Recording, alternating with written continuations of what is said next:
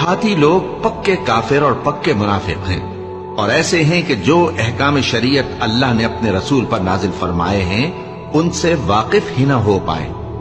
اور اللہ جاننے والا ہے، حکمت والا ہے۔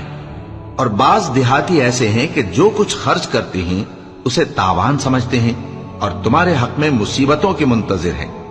انہی پر بری مصیبت واقع ہو، اور اللہ سننے والا ہے، جاننے والا ہے۔ اور بعض دیہاتی ایسے ہیں کہ اللہ پر اور روز آخر پر ایمان رکھتے ہیں، اور جو کچھ خرچ کرتے ہیں اس کو اللہ کے قرب